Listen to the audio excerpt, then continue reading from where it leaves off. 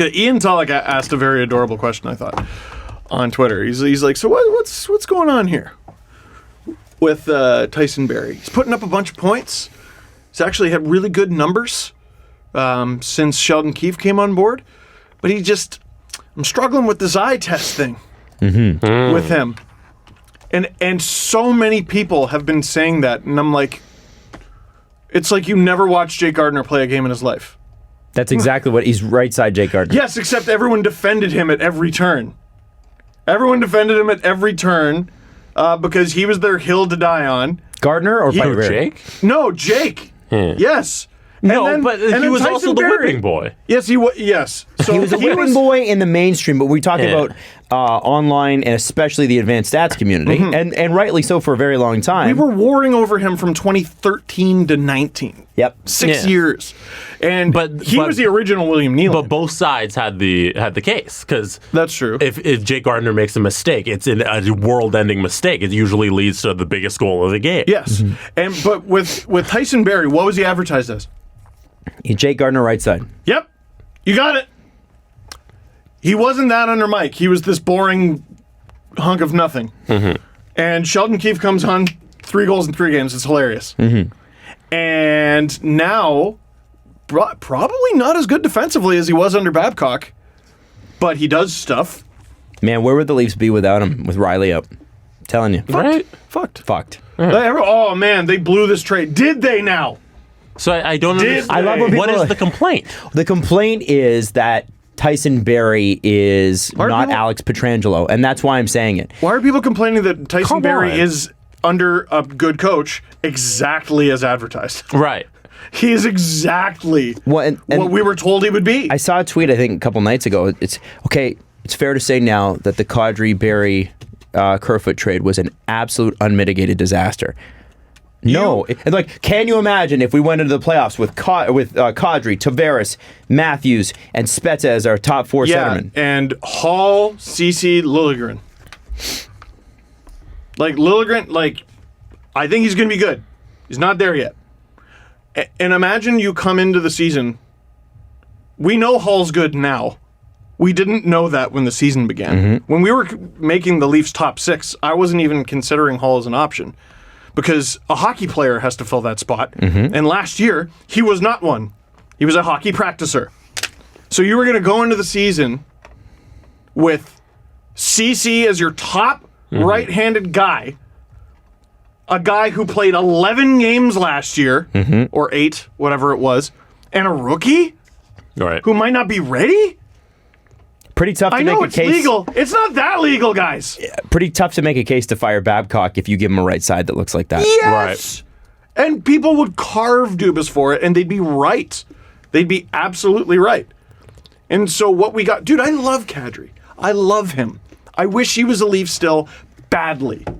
He fucked up. We don't need to dig through all that again. I love Nazem Kadri. He's doing great in Colorado. We knew he would do great in Colorado because Colorado needed him. I need to tell you what Brian Burke said on the radio. Oh, I can't wait. I bet it was complimentary of Nazem Kadri. But did Brian Burke draft Nazem Kadri?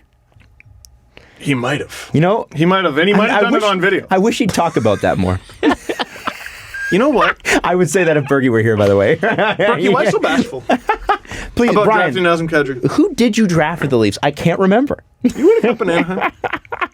Weirdly, he doesn't talk about Tyler Biggs as much. I chirped him about that on trade deadline day last year. See, here's the thing. He's got a good sense of humor, so you know that he'd be like... He really does. Yeah, he doesn't really care. Does. But, Colorado got rid of Tyson Barrie because they thought he sucked. No! They had Cale Makar coming in. There's one puck. You know what I mean? They needed Kadri up front. Imagine now with... why aren't we treating Barrie with these injuries? Oh, thank God we have Tyson Barrie. Why aren't we treating him the way Avalanche fans treated Kadri when Rantanen and Landeskog were out? Where Avalanche fans were going, whew! Thank God we got Kadri. What would we be doing without this guy? What would the Leafs be doing without Tyson Barrie? And then as a throw-in, they got a guy who's playing with Tavares? It wasn't that bad, guys. It wasn't that. You could argue, they should have gotten more. Maybe something like that. They got 2 pretty useful pieces. Yeah. Oh, yeah. Even if they ended up trading Tyson Barrie because they still don't think he's the greatest fit, they'd be utterly fucked without him. I would say that. I don't know that Tyson Barrie is the greatest fit because he didn't cure what ails you, right? But he stopped the bleeding. He did stop the bleeding, and when Morgan Riley went down, he became extremely valuable. And I mean, he was valuable before. It was just he wasn't being used properly. And I think you could. I mean, I wouldn't be shocked to see a move at the trade deadline as a part of a package to get the guy that they think might be a better fit or a longer term player, i.e., a Manson or a Dumba. Do you know what I'm saying? Because you could make a case for him being traded in that package and then that team going, okay, we're going to reflip this guy and grab some more assets for him, right? Because he's a valuable piece. Or you could just hang on to him. But I don't think Tyson Barrie's here next year by any stretch. I don't think they're re-signing him. I don't think he's going to stay. He's going to get paid a lot of money by a certain team. He's perfect in this situation. He's not perfect at... But he goes back. But he Tyson makes Barrie is less the than reason. $3 million. Yeah. He's good now. Totally. And Tyson Barrie, especially at $2.5 million that they're paying him, like, cares. But the reason I said what I said about Dumba and Josh Manson is it's the Tyson Barrie treatment that I'm worried about. These guys show up. They get, they're going to get it. You trade a thing, and then it's like, well, Matt Dumba is defensively flawed. Who could have known? Everyone. They don't need the Leafs. Josh Manson isn't Alex Pietrangelo. Who could have known? Everyone. They don't need to be the Stevens Niedermeyer defense, though. I think that for a lot of people they do. Well, I think perception-wise they do. I'm going to let you in on this, Adam. A lot of people are unreasonable. It's not the Leafs fair point. need if they come into the playoffs with like the 12th or 13th ranked defense in the entire league, they should literally be cup favorites. Because their offense, I think, is top 5. Their goaltending should, on a normal day, is top 10. It has not been a normal day for a few weeks now. And then if their D is like, he could even be bottom half amongst playoff teams come playoff time. That should be enough to win you at least a round, and then it's basically up to the gods. You know what I mean? They don't need... Everyone's going, okay, Alex Pietrangelo at this point is, okay, who's the best name we could think of? All right. Like, we're talking about, like, what, a top 10 right-handed D in this league? Like a guy who's going to play for Team Canada at the Olympics? On the first line. Like, I want him too. I want a Bugatti. It's all these things we've talked about before. Yeah, it's like, why not just go out and get John Carlson? You know? Yeah. No. John Carlson would be exactly the same problem. Great scorer, defensively a bit flawed. Oh, you can't afford the Bugatti. Well, how about the Ferrari? What? No, you're not thinking. Like, no. Here is. Okay, this is a Mazda 6. It's a good car. It'll get you to work. We got you the auto starter and the buttons in the wheel. It comes with Apple CarPlay. Fancy. Right?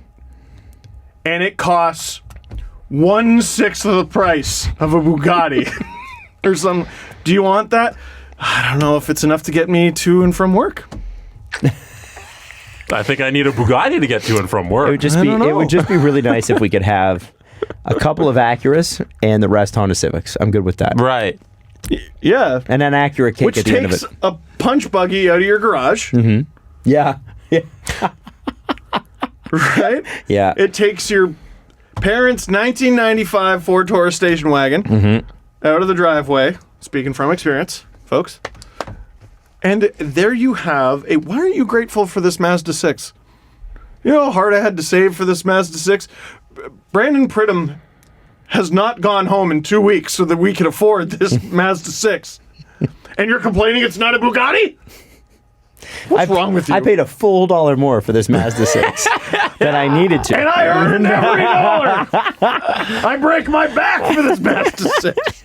With all the talk of the Leafs' defensive woes, we cannot forget that their offensive players need to be better defensively. And the first goal was directly Matthews and Marner's fault. Yes. As a Well, Marner should have been in support because there was a defensive I pitch. thought it was Matthews. No, because Marner's... There was debate on that. Marner's forward 3, so Matthews comes in, and Marner's job And Matthews is to is stay already back. down. I don't Yeah. understand the Matthews argument. Matthews is where he should be. He's go well. He should or shouldn't be. I thought but- Marner was the deeper guy on that play. Because he's coming down from the hash marks. Yeah. He's It's coming. his responsibility to be back, No, I understand. regardless of where Matthews is. It's one of those situations I thought where I know who's supposed to be doing what, Yeah. but like if Matthews just goes, oh, he's already in it, I guess I got to cover for him and get back. But I don't know, they fucked it up. Right. So anyway. things like that. And 5 minutes into his return, Muzzin's like sliding across the ice on his knees. I'm like, welcome back, Jake.